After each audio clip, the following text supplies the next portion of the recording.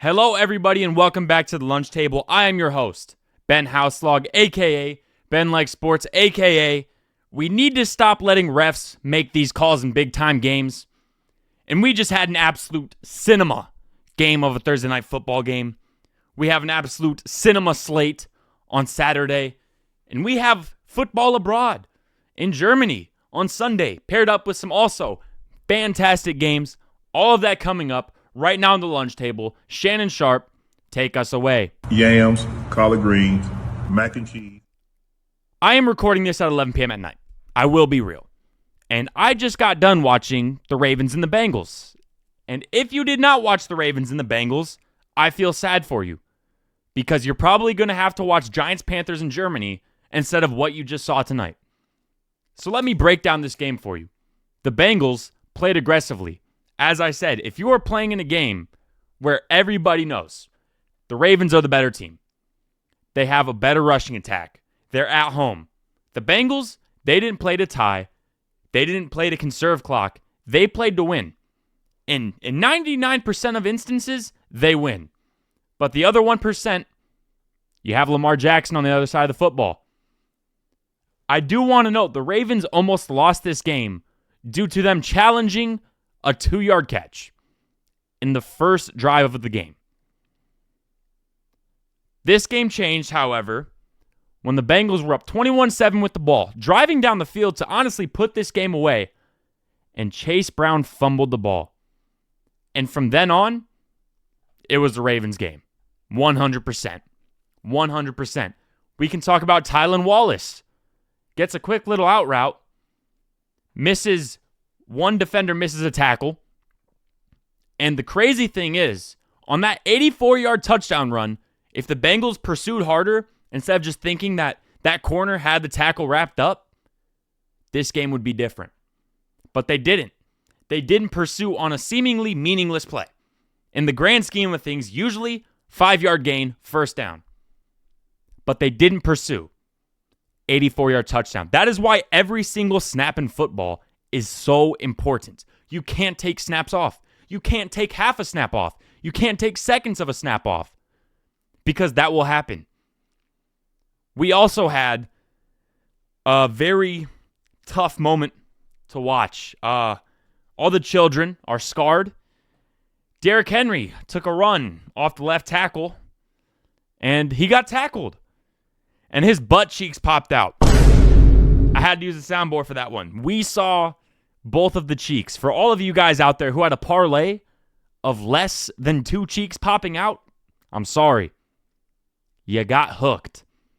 Because he had both those cheeks out. Tough time. But despite the Ravens balling out, despite Lamar being special, the talk of this game was Jamar Chase. 11 catches, 262 yards, and 3 touchdowns. Absolute insanity. All of them in the second half. This man had one of the greatest games I have ever witnessed a receiver play just for his team to sell. And I will say, the Bengals went for it. They went for 2 after hitting Jamar Chase in the back corner. Good. You should.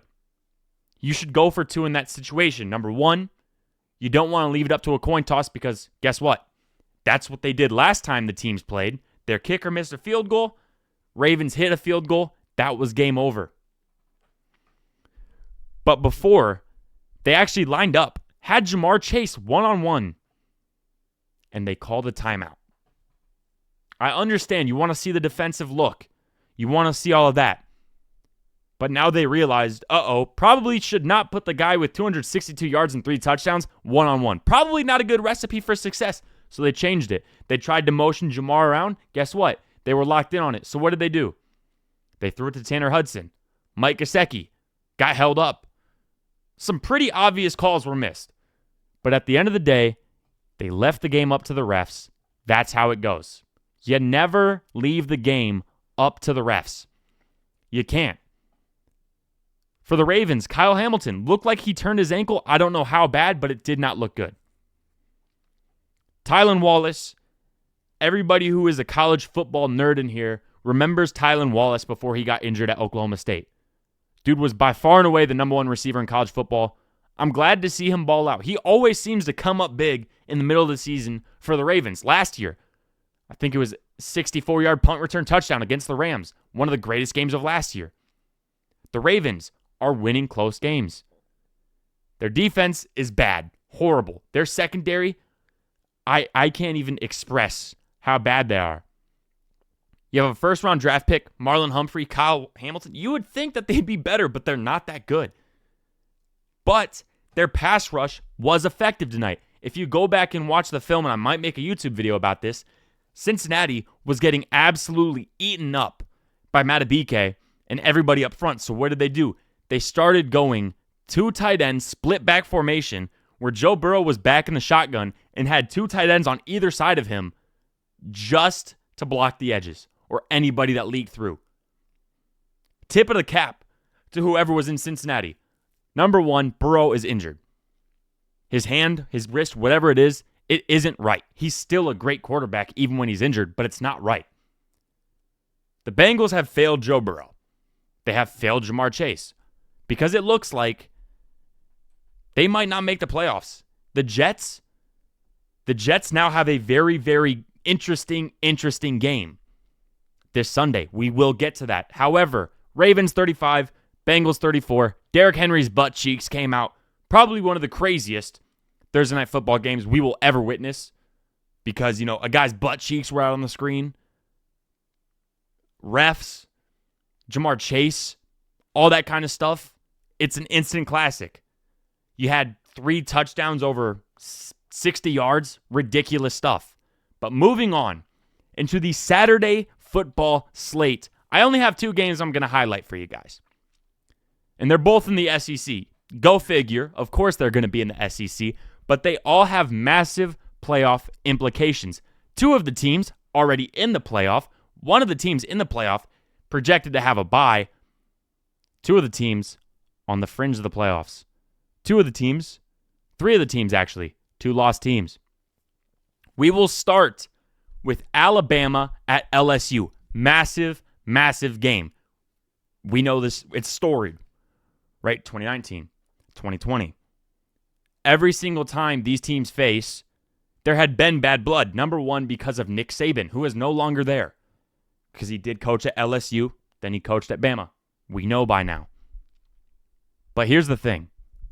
Alabama has looked suspect. They almost lost to South Carolina, would have knocked them out. They lost to Vandy. LSU, on the other hand, they look a little iffy as well. It's going to be in Death Valley, but you look at LSU's losses. Texas A&M in embarrassing fashion, and USC, who we all thought was going to be a wagon, a playoff contending team, but really has kind of turned out to be not as good as we thought. Garrett Nussmeier, he's looking for a good performance. Alabama's looking to get right back on track because I'm telling you right now, if Bama does not get into the 12-team playoff, there will be carnage. There will be transfers. There will be boosters threatening to leave. Kalen DeBoer went into the number 1 program of all time after the best college coach in history. It's a lose-lose situation, right? You win a title, good. That's what you're expected to do. You don't make the playoffs, get out of here, take your sweatshirt, and go back to Sioux Falls, South Dakota, which, may I add, I love Sioux Falls, South Dakota. Never been there, but my teammates have. I was actually injured for that road game. That's on me. Should have stretched a little bit more. Hey, it's because of all those planks that I was doing instead of running routes. Hey, man, it happens. Guess what? I am completely off tangent, but we are reeling it back in. What do I think is going to happen in this game? I think LSU wins it. I have more faith in LSU in Death Valley. I have more faith in Garrett Nussmeier, who I still think is a first-round quarterback. I don't know why I do. Like I said, the majority of my opinions, no analytical backing. Absolutely zero analytical backing, but I will still spew my opinions regardless because of my gut. And my gut does feel better because I've been drinking my water, taking my magnesium. Today was leg day. I crushed legs. Look at that. I crushed legs so that one day, if I get tackled, my butt cheeks don't pop out. They're so big and strong that they hold my shorts up on me, you know? can't be caught lacking like that, man. If that would have happened to me, let's just all thank that Derrick Henry wasn't facing the sideline, because that could have gotten a little sketchy. I'm not going on Twitter because I just scroll down my timeline. I see cheeks. Usually I see cheeks because of all the models or whatever on there, the bots. But now I see Derrick Henry's cheeks. I saw it on TV. I'm like, uh-oh. Let's see if Kyle Hamilton's going to be coming back into the game. Oh, he's not coming back into the game. Let me scroll one more. Oh my gosh, that is Derrick Henry's butt. Not for me, Not a guy who likes looking at butt cheeks. Why am I talking about it so much? Because it is still very, very funny. I got like 20 texts of just when Derrick Henry got pants. My phone had like 20 texts come in. Butt cheeks, ! I was like, hey, no matter how old we get as guys, the sight of butt cheeks, another man's butt cheeks getting pulled out in football always gets a little crack up. Because it's happened in practice. Hey, them practice pants be a little stretchy for my taste. It has happened to me. Don't have the video, though. Thank the Lord. But give me LSU against Alabama. Now, you have Georgia going into Ole Miss. And it feels like it's been a while since we've seen Ole Miss get that statement win. This is setting up to be that win. I'm going to take a sip of my strawberry banana Body Armor. Not sponsored. Hey, Body Armor, if you want to sponsor me, tell me what's good. Georgia just narrowly escaped Florida. I know you'll see the score. That's not what it was like. Ole Miss, statistically and advanced analytics, which I hate, Jackson Dart is the number one quarterback in the country. Obviously, he's not. Obviously, the number one quarterback in the country is Brendan Sullivan from Iowa. It's actually Cam Ward, but, to each their own. Georgia is looking to win the SEC, to put all that stuff to rest, to put the 28-point comeback not so fast to rest. Carson Beck hasn't played that well. They've turned the ball over a lot. Ole Miss, you don't know what you're going to get from them. Sometimes they'll come out and drop 60, and then other times it'll just look like, oh my gosh, this ball is not moving. Jackson Dart, please save us. I think Georgia is probably slightly favored because I do believe that they are the better team. However, it's been a while since we've seen Ole Miss in the game like this, man. Almost week in and week out, it's like that for Georgia, right? Everybody wants to beat Georgia. Sure, everyone wants to beat Ole Miss. Like, obviously, whenever you play football, you want to beat the team across from you. But I just can't see Ole Miss winning this game. Full disclosure, I want them to win this game because I just want to see chaos in the SEC, But I don't think that will happen. So I think Georgia beats Ole Miss. And by the way, I have no dog in these fights. Only dog I got is in my chest. Had to drop the soundboard for that. But this is just my opinion. Like I said, I don't really drop analytics on here because analytics lie.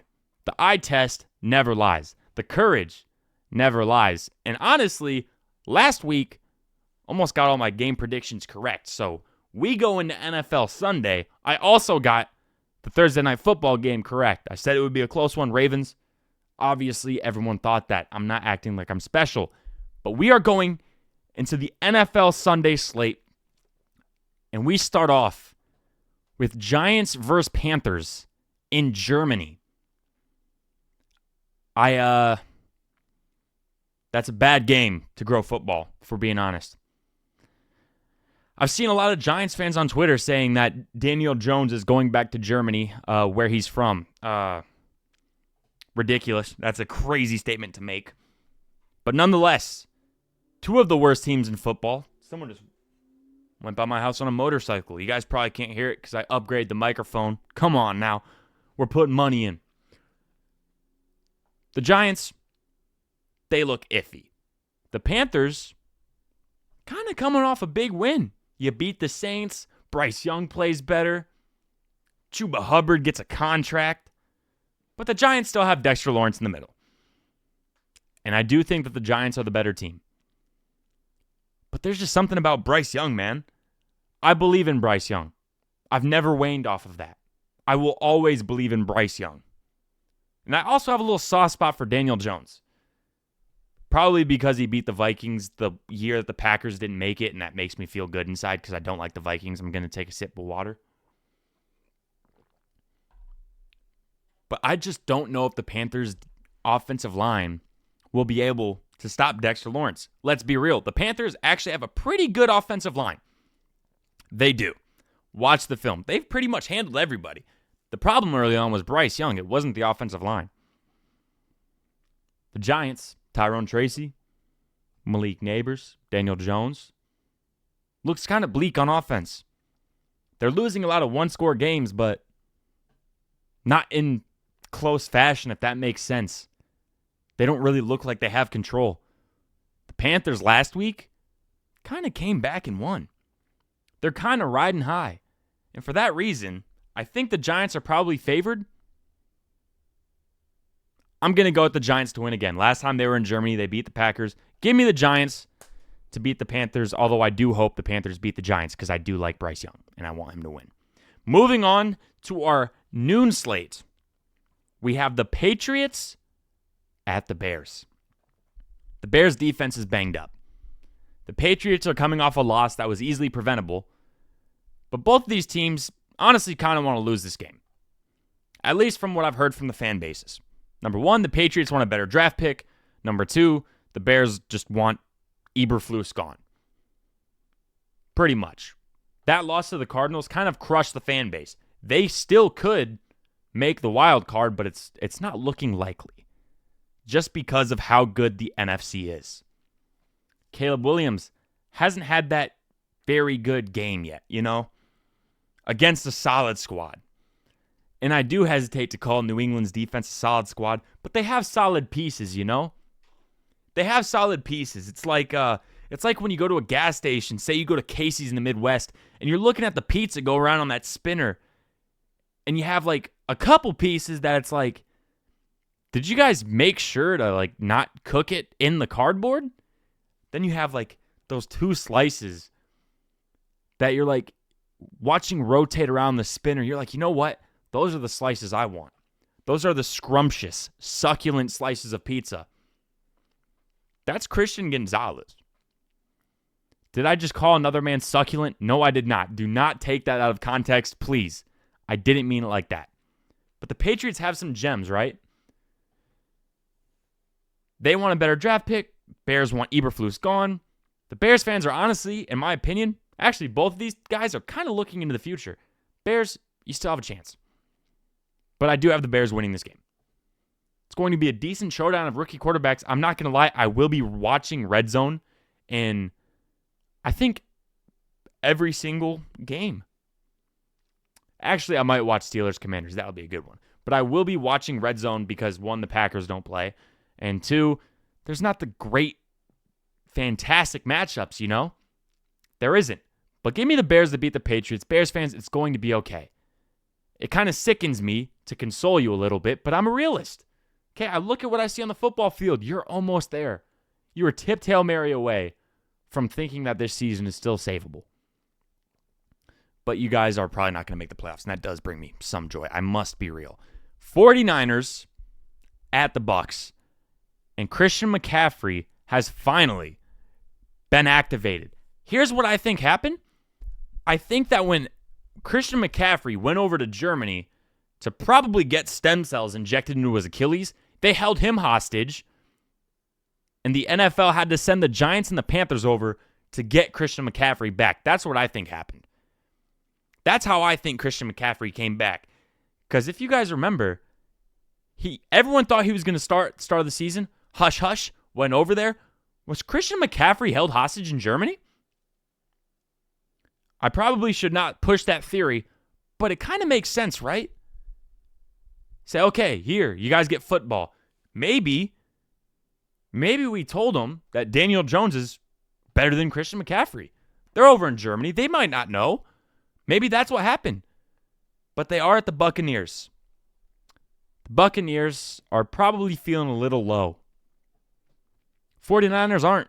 They just got Christian McCaffrey back. It's time for the late season 49ers push like usual.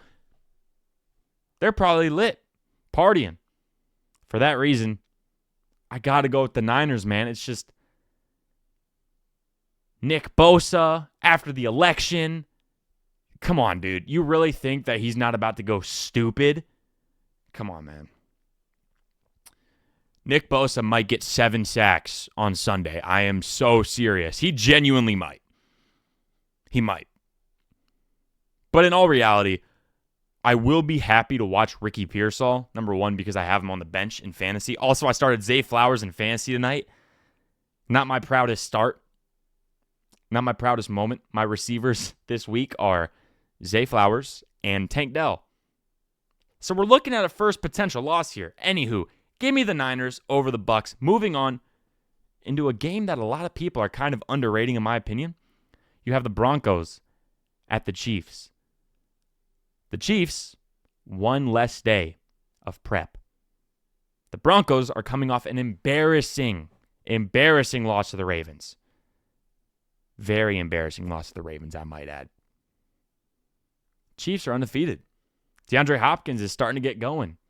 They're looking good. Their pass game's getting better. But the Broncos, they have a pretty good pass defense. Pretty good defense in general. Chiefs have kind of struggled against mobile quarterbacks.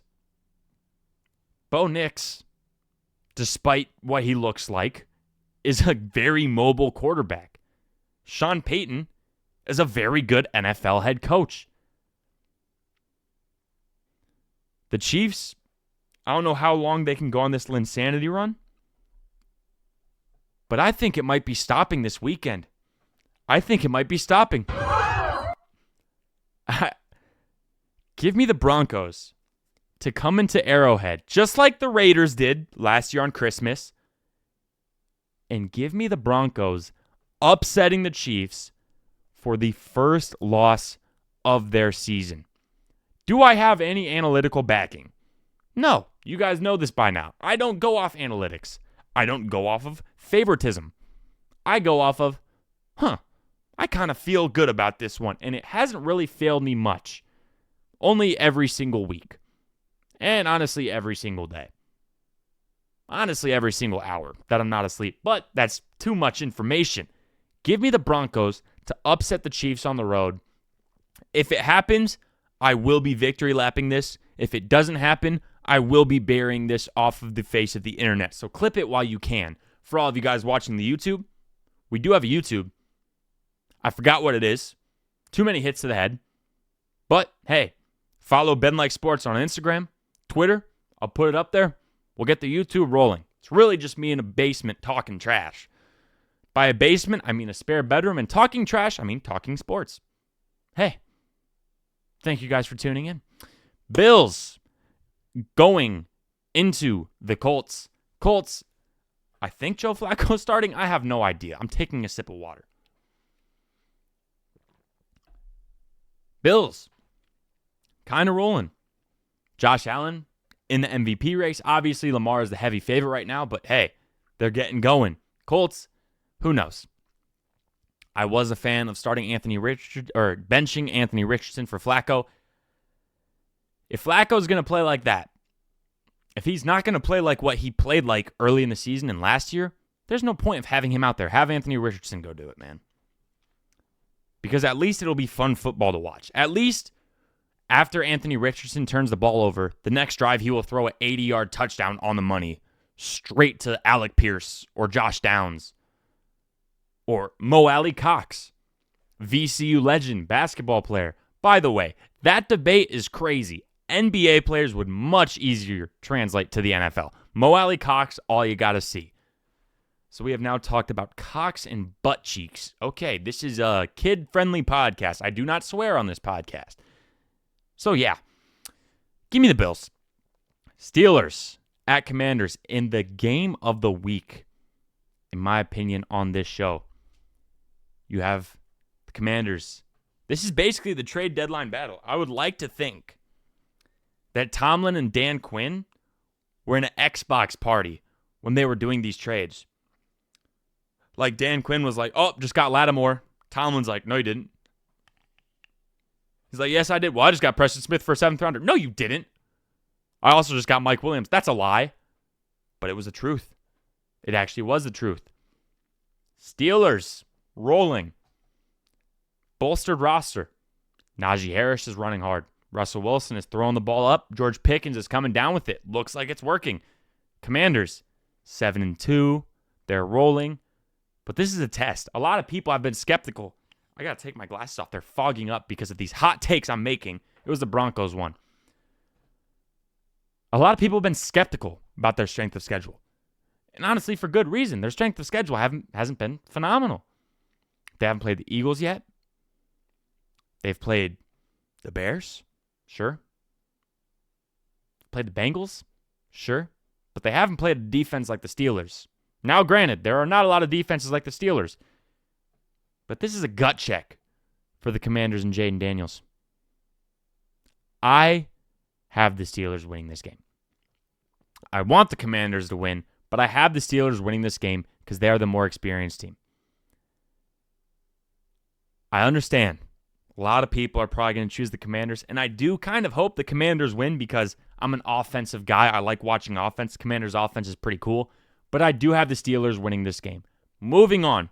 The Vikings at the Jaguars. We get to see Mac Jones play football backed up by Iowa legend C.J. Beathard. I will never let you guys forget who C.J. Beathard is, ever. Iowa legend. The last time I was happy in my life was right before kickoff of the 2015 Big Ten Championship game. That's the last time I was truly happy. I'm genuinely serious. It's been 10 years of pain. Deacon Hill. Spencer Petras, who's also balling at Utah State, but I digress. The Vikings looking to get it rolling, right? They've dropped 2. They beat the Colts. This is a softball thrown up to them. You got to knock this out of the park. Sure, you could do the Packers thing and make your fans wonder about a lot of different things and barely beat the Jaguars, or you can just go in there and blow them out. Justin Jefferson, balling. You're going to have a backup quarterback behind a suspect O-line with a blitz-happy defensive coordinator who wants to make a statement. Give me the Vikings.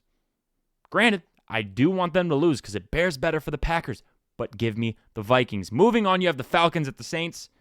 Saints now have a new coach, the Rizzler, who honestly, the players love. Saints were talking about the Continental Doo-Doo Bowl after they lost to the Panthers. Tough to come back from that. You trade Marshawn Lattimore. But here's the thing.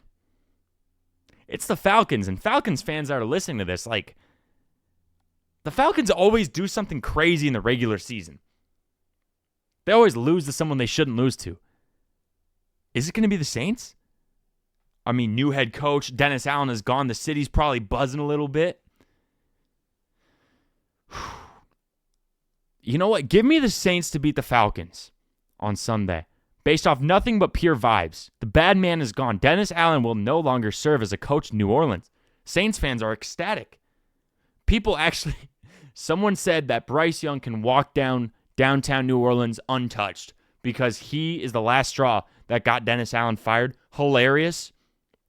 And also, probably a good reason that the Saints fans are hype. Probably going to be a sellout. People might want to come watch it. I don't know. I've never been to a professional sports game in my life. But give me the Saints to beat the Falcons. That is 2 upsets. Big upsets. Huge upsets that we have called. Moving on, you have the Titans at the Chargers. Give me the Chargers. I really don't have much else to say. Give me the Chargers. They're balling. They take care of the ball. They get stops. They get turnovers. And they turn those into points. Or they have. One thing I would like to see. You can get the ball all the way down the field. But if you come up with nothing, you did nothing but waste the clock. I want to see more points. Herbert showed that last week. Putting up points. New coach, new system. It's going to take a while to gel. And gel it has. They look scary. Give me the Chargers. Moving on. You have the Jets at the Cardinals. And did you guys hear that? Creak. The door is starting to open for the Jets. They needed the Bengals to lose. They really did. And they did. They did lose. And they're in a competitive division. The Jets, are they starting to figure something out? They could be. They really could be. They're starting to hoop a little bit. Rodgers, Halloween night, second half looks stellar. They had what? 10 days to prepare for the Cardinals. The Cardinals are mid, but they win close games. So it's interesting. Cardinals are not a team that can put a whole game together well. Neither are the Jets. But here's the thing, man. I love Aaron Rodgers. I love Devontae Adams. I think, man, I don't know if I can say this. I think the Cardinals win this game. I think Kyler Murray will be too much for the Jets to cover. I don't think they'll be able to do well against him. They don't do well against mobile quarterbacks. I understand half the NFL is mobile quarterbacks now, but Kyler Murray is always so slept on. He is a good quarterback. I would argue he's an elite quarterback. And his receivers, everybody's getting better and better. Trey McBride, Marvin Harrison, Greg Dortch, James Conner, Amari DiMarcado. Took it to the Bears defense. Sure, the Bears were kind of lackluster in their effort. But the Cardinals are now in the thick of it. They're in the thick of it. Everybody knows. I just cringed at myself. They're in the thick of the NFC West. They can win and go to the playoffs. The NFC West might have one wild card team. Probably not, though. It's probably going to go to the NFC East. There's 3 wild card teams, actually. Let me think. NFC East. Yeah, they might have one. They might have one. And it probably wouldn't be the Cardinals. The Rams are getting people back. It's looking scary. Give me the Cardinals to beat the Jets. And moving on. NFC East matchup. The Cowboys are once again at Jerry World. A scary thing for the Cowboys this season because they get blown out every single time they're there against the Eagles. Dak, the report came back. It looks like an avulsion of the hamstring, which is horrific. That means that you basically tore your hamstring off the bone. I've torn my hamstring. I don't know if it was off the bone. Doesn't feel good. Doesn't feel good. I was on crutches. Then I had to go in and get my pizza, so I kind of fell off the crutches. Whole thing, whole shebang. This isn't about me. Cooper Rush against an Eagles team that is pumped up. Saquon Barkley is jumping with his butt over people's heads backwards. Not like in a Derrick Henry way where his butt comes out, but like genuinely jumping over people backwards. And the Cowboys are kind of just looking to be put out of their misery and look on to next year. They put a 4th to Jonathan Mingo. Who knows what he looks like? Cooper Rush is a capable backup, but the Eagles are getting better and better in the secondary. Cooper DeJean is getting a lot of tick. I'm taking a sip of my body armor. They're rolling. They need a decisive win, and a decisive win over the Cowboys would do a lot. Give me the Eagles going into Jerry World and beating the Cowboys. And this brings up Sunday Night Football. The Detroit Lions, some are saying the best team in the NFL right now, I still think it's the Ravens, are going down to Texas.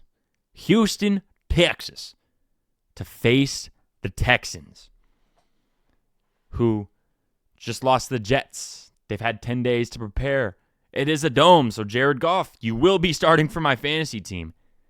Tank Dell, still no word on Nico Collins. But if there was a game that he needed to play, probably not this one because the Colts lost last weekend, but if the Colts had won, it would be this one. AFC South is pretty much Texans division. We all know this. So I could see them kind of being like, okay, Nico, take your time. Make sure it's 100%. For that reason, I have the Lions. I can't go against them the way they're playing. Sure, they didn't look great against the Packers, but they won in Lambeau, which honestly might be an overrated place to play right now because every single time I've been hyped to watch a game in Lambeau between two good teams, I always end up staring at the wall. Not a mirror, not a TV, not a phone, a painted wall. And just thinking about the dark depths inside of me that cannot be filled because my team could never win the big one. That's what usually happens. So give me the Lions to beat the Texans. As always, thank you guys for listening. Have a great day or night whenever you are listening to this. This is a 35-minute pod. That's a good. We yapped for quite some time. We had some fun. We made some friends. Share the pod. A couple of my boys back home, they're listening to it. I appreciate it, man. Here's the thing. I'm not backed by a big corporation. I'm paying a lot out of my pocket to keep this on the airwaves. I make no money off of this. This is for the love of the game. This is just hooping for real. So if you guys could, just give it a good review, a 5-star review. Have about 120 5-star reviews. That's huge. We have about 120 average listeners. That's huge. I appreciate every single one of you guys. And the last thing I leave you with is this. God bless. Jesus loves you. Peace.